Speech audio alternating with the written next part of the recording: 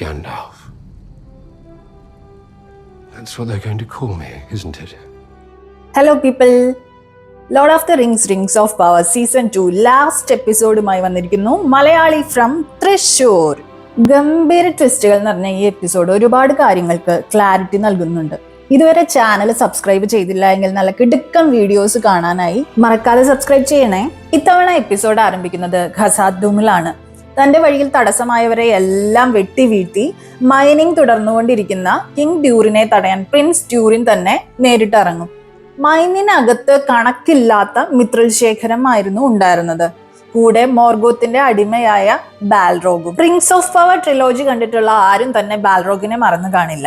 ചാട്ടുളി വീശിയുള്ള ബാൽറോഗിന്റെ പെട്ടെന്നുണ്ടായ ആക്രമണത്തിൽ രാജാവും മകനും പതറുമെങ്കിലും പെട്ടെന്ന് തന്നെ മനസാന്നിധ്യം വീണ്ടെടുത്ത് കിങ് ഡ്യൂറിൻ കയ്യിലെ മോതിരമഴിച്ച് തന്റെ മഴുവുമായി ബാൽറോഗിനെ വെട്ടാനായി ചാടി വീഴും. അവിടമാകെ ഇടിഞ്ഞ് മൈനിലേക്കുള്ള വഴി പാറക്കല്ലുകൾ വീണ് അടയുന്നതിന് സാക്ഷികളാവാനേ പ്രിൻസ് ഡ്യൂറിനും സംഘത്തിനും കഴിയൂ. ഡാർക്ക് വിസാർഡും സ്ട്രേഞ്ചറും കണ്ടുമുട്ടുന്ന സീൻ, എല്ലാവരും ഒരുപാട് ആകാംക്ഷയോടെ കാത്തിരുന്ന ഒരു സീനായിരുന്നു അത്. Finally it happened. ഇതിനകത്ത് ചെറിയൊരു ട്വിസ്റ്റ് ഉണ്ടാവുന്നുണ്ട്. മാസ്ക് വെച്ച കുറച്ച് സഹായികൾ ഡാർക്ക് വിസാർഡിന് ഉണ്ടായിരുന്നല്ലോ. അവര് നേരത്തെ തന്നെ നോറിയയും പോപ്പിയെയും പിടിച്ചു കെട്ടിയിരുന്നു. ഈ ടീംസിന് ഡാർക്ക് വിസാർഡ് ഒരു വാക്ക് കൊടുത്തിരുന്നു. സ്ട്രേഞ്ചറിനെ പിടിക്കാൻ സഹായിക്കുകയാണെങ്കിൽ പകരം അവരുടെ മേലുള്ള ശാപം എടുത്തു കളയാൻ സഹായിക്കാമെന്ന്. നോറിയയും പോപ്പിയെയും കൊല്ലാതെ വിടണമെങ്കിൽ ആ വാക്ക് ആദ്യം പാലിക്കണമെന്ന് പറഞ്ഞ ബ്രാങ്കിനെ, അതായത് മാസ്ക് വെച്ച ഗാങ്ങിന്റെ ലീഡറുടെ പേരാണത്. അപ്പൊ ആ ചങ്ങാതിനെ ഡാർക്ക് വിസാർഡ് നിഷ്കരുണം വധിക്കും. ഇത് കണ്ട് ബ്രാങ്കിന്റെ കൂട്ടാളികള് ഭയന്നുകൊണ്ട് നോറിയയും പോപ്പിയെയും വിട്ട് ഓടിപ്പോവും. സൗറോണിനെ ഇല്ലാതാക്കി പകരം മിഡിൽ എർത്ത് ഭരിക്കാൻ തന്നോടൊപ്പം സന്ധി ചേരാൻ ഡാർക്ക് വിസാർഡ് സ്ട്രേഞ്ചറോട് പറയും. സ്ട്രേഞ്ചർ ആണെങ്കിൽ അതിന് സമ്മതിക്കില്ല. ഇതിൽ ദേഷ്യപ്പെട്ട് ഡാർക്ക് വിസാർഡ് അവിടെ മാകെ തകർത്ത് തരിപ്പണമാക്കി അവിടെ ഉണ്ടായിരുന്ന എല്ലാ സ്റ്റൂസിനെയും ഫുഡ്സിനെയും വധിക്കാൻ ശ്രമിക്കും. പക്ഷേ സ്ട്രേഞ്ചർ ഇവരെയെല്ലാം തന്റെ മന്ത്രവിദ്യ കൊണ്ട് രക്ഷിക്കും. ന്യൂമിനോറിൽ മിരിയലിനോട് വിധേയത്വം കാണിക്കുന്ന എല്ലാവരെയും രാജ്യദ്രോഹികളായി മുദ്ര കുത്തി തടവിലാക്കും. ഇതൊക്കെ കണ്ടു നിൽക്കുന്ന ഇയാരിയൻ എലൻഡിലിനടുത്തേക്ക് ഓടിയെത്തി വേഗം രക്ഷപ്പെട്ടുകൊള്ളാൻ മുന്നറിയിപ്പ് നൽകും. മിരിയൽ എലൻഡിലിനൊപ്പം ഒരു പലായനത്തിന് തയ്യാറാവില്ല. പകരം വൈറ്റ് ഫ്ലെയിം എന്നറിയപ്പെടുന്ന നാസിൽ എന്ന most famous sword, Lord of the റിങ്സിൽ കാണുന്ന അതേ വാള്, ഇത് റാണി എലൻഡിലിന് സമ്മാനമായി നൽകി ലോർഡ്ഷിപ്പ് തിരിച്ചു പിടിക്കാൻ എലൻഡിലിനോട് പറയും. ഇരീജിയോണിൽ ഓർക്കുകൾ കനത്ത ആക്രമണം അഴിച്ചുവിടും. ഗലാഡ്രിയൽ അവിടെ നിന്നും സ്ത്രീകളും കുട്ടികളും അടങ്ങുന്ന ഒരു സംഘവുമായി മറ്റൊരു വഴി രക്ഷപ്പെടാൻ ശ്രമിക്കുമെങ്കിലും അവർ ഓർക്കുകളുടെ പിടിയിൽ അകപ്പെടും.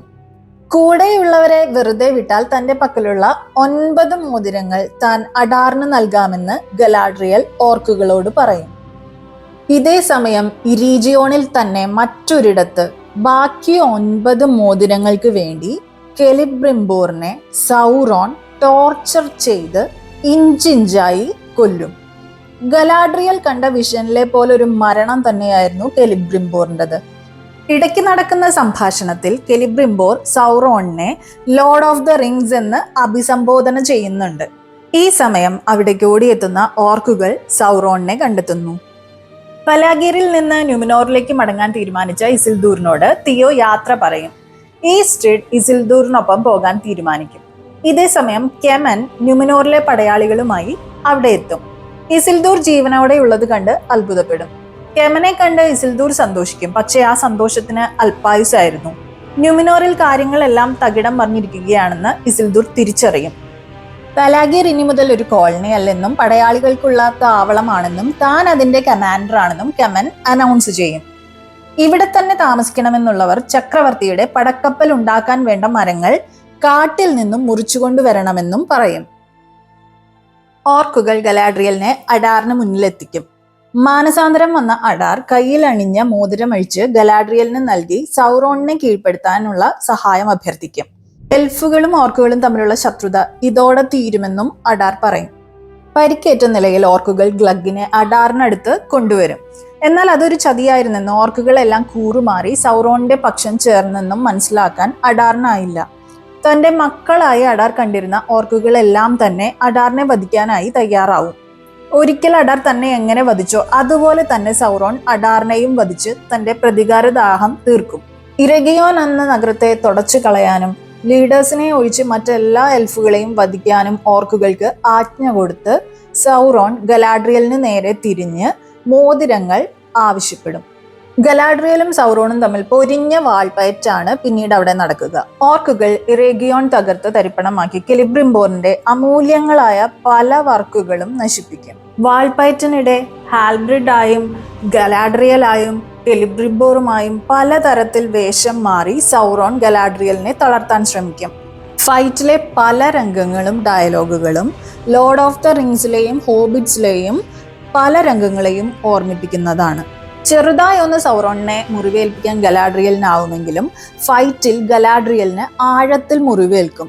ഗലാഡ്രിയലിന്റെ പക്കൽ നിന്നും 9 മോതിരങ്ങൾ കൈക്കലാക്കാൻ സൗറോണിനാവും.